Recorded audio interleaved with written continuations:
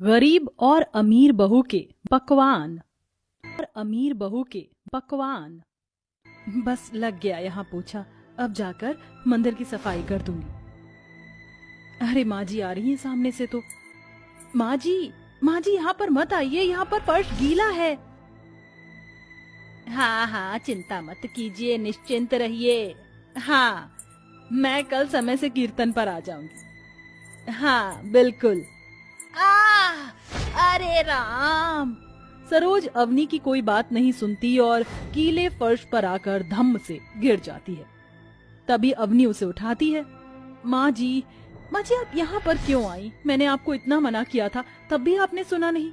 उठिए, मैं आपको आपके कमरे तक ले चलती हूँ।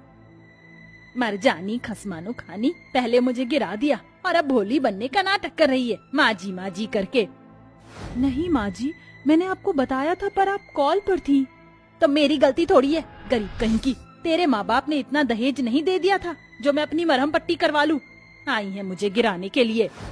नहीं माँ जी, माफ कर दीजिए, दोबारा ऐसे नहीं होगा। फिर अपनी सास को उसके कमरे में बाम लगाकर छोड़ के आ जाती है। दरअसल सरोज अपनी बहू अवनी से उसकी गरीबी की वजह से और कम दहेज लाने से बहुत चिढ़ कर बोलती थी। कभी भी उसके किए हुए काम में कमी निकाल दिया करती थी। एक शाम सरोज खाना देखकर कहती है, ये क्या है? मैंने बोला था ना कढ़ी चावल बना दे, पर तूने वही घिया चने की दाल बना दी है। माना कि तू गरीब घर से आई है, लेकिन मैं तो नहीं हूँ ना। ढंग से खाना बना लिया कर, कल पनीर बन जाना चाहिए। जी माँ जी। पता नहीं क्या सोचकर मैंने तेरी शादी अपने बेटे से करवा दी, पछता रही हूँ। कोई अमीर घर की बहू लाती ना तो खूब सोना चांदी लाती, पर तेरे से उम्मीद ही क्या करूँ। चल जा मेरी नजरों के सामने से। मेरे छोटे बेटे की तो मैं बहुत अच्छी बहू लेकर आऊंगी, इतनी अमीर कि मुझे सोने चांदी में ला दे। सास की बात सुन सरोज रसोई में चली जाती है, जहाँ उसके आंसू छलक जाते हैं। मम्मी पापा ने मेरी शादी करने में कोई कमी नहीं छोड़ी, फिर भी माँ जी हमेशा ताने देती रहती हैं कि कुछ नहीं दिया, कुछ नहीं दिया। खैर मैं कुछ नहीं कर सकती, सब कुछ सहना पड़ता है हम जैसी औरतों को। दिन गुजरते हैं। फिर सरोज छोटे बेटे सुभाष के लिए अमीर घर की लड़की ढूंढती है, जिससे वह दोनों का ब्याह धूमधाम से करवा देती है। वह दहेज में काफी इलेक्ट्रॉनिक बड़ी बड़ी चीज लाई थी और सास को 2-3 सोने और डायमंड के हार मिलते हैं। गृह प्रवेश के समय वह अपनी बहू की नजर उतारती है। अरे मेरी सुंदर सुशील बहू बड़ी सोनी है, नजर ना लगे। थू थू थू थू थू। माँ जी अब इतनी भी तारीफ ना कीजिए। देखिए मैं आपके लिए ये डायमंड बैंगल्स लाई हूँ, आपके हाथों में बहुत अच्छे लगेंगे, पहनिए। सच में हीरे के कंगन? अरे वाह वाह वाह मेरी बहू।